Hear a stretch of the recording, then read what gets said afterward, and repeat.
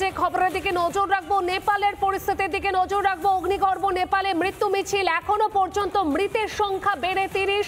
পরিস্থিতি নিয়ন্ত্রণে আনতে সেনা টহল, রাস্তার মোড়ে মোড়ে টহলদারি নেপাল সেনার। হিংসাত্মক আন্দোলনে ধ্বংসস্তূপে পরিণত নেপাল, জেল ভেঙে উধাও 13,000-এরও বেশি কয়েদি। হিংসাত্মক আন্দোলনে ধ্বংসস্তূপে পরিণত হয়েছে নেপাল, রাস্তার মোড়ে মোড়ে টহলদারি নেপালি সেনার। আর পরিস্থিতি নিয়ন্ত্রণে আনতে সেনার টহল চলছে এখনো পর্যন্ত। মৃতের সংখ্যা বেড়ে 30। অগ্নিগর্ভ নেপালে মৃত্যু মিছিল, ধ্বংসস্তূপে পরিণত হয়েছে নেপাল। সেই ছবি আপনাদের সামনে, যেখানে সুপ্রিম কোর্ট থেকে শুরু করে বিভিন্ন সরকারি বাসভবন, পার্লামেন্ট, সেখানে আগুন জ্বলতে থাকে, দাউ দাউ করে জ্বলতে থাকে আগুন। সেই ছবি আপনাদের সামনে রয়েছে, যেখানে পার্লামেন্টে কিভাবে আগুন জ্বলছে দাউ দাউ করে, সেই ছবি আপনাদের দেখাচ্ছি। রীতিমতো ধ্বংসস্তূপে পরিণত হয়েছে নেপাল, সেখানে মৃত্যু মিছিল। এখনো পর্যন্ত মৃতের সংখ্যা বেড়ে 30।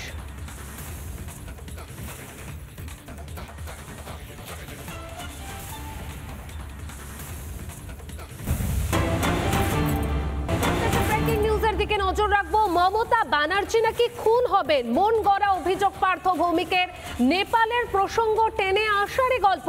অর্জুন সিং এর নামে থানায় অভিযোগ, দুর্নীতির বিরুদ্ধে গণ অভ্যুত্থানের কথা বলেছে, সংবিধান বিরোধী কোনো কথা বলেনি। ক্ষমতা থাকলে সব থানায় অভিযোগ করুক। পার্থ ভৌমিককে পাল্টা চ্যালেঞ্জ অর্জুনের। বিজেপি নেতা অর্জুন সিং, তিনি তার বিরুদ্ধে অভিযোগ, মমতা ব্যানার্জি নাকি খুন হবেন, মন গড়া অভিযোগ পার্থ ভৌমিকের। নেপালের প্রসঙ্গ টেনে আসারে গল্প।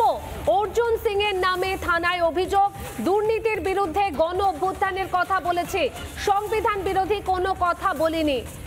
তৃণমূলের সাংসদ পার্থ ভৌমিক ঠিক কি বলেছেন একবার শোনাই আপনাদেরকে।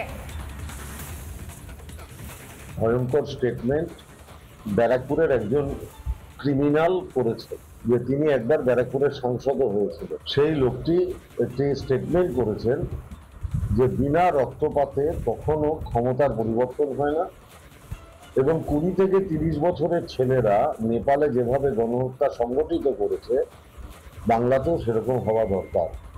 আমরা ব্যারাকপুর, দমদম সমস্ত থানায় আমরা ইতিমধ্যে কমপ্লেন করেছি, নাম করে, হ্যাঁ নাম করে, অর্জুন সিং এর নাম করে যে আমরা মনে করছি যে আমাদের মুখ্যমন্ত্রী মমতা ব্যানার্জিকে খুন করার একটা ব্যাপক পরিকল্পনা হচ্ছে, এবং যেটা ওনার মুখ থেকে বেরিয়ে এসেছে।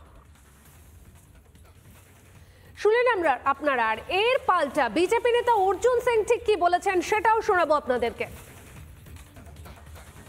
নেপালে বাংলা থেকে 10% করাপশন হয়েছে।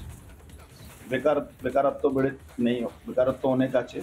10% এখান থেকে, এখানে অনুপাতে, এখানকার রেশিওতে মাত্র 10% ওখানে করাপশন ছিল। সেখানে ওখানকার যুব সমাজ 18 থেকে 30 বছরের ছেলে মেয়েরা রাস্তায় নেমে গণঅভ্যুত্থান করলো।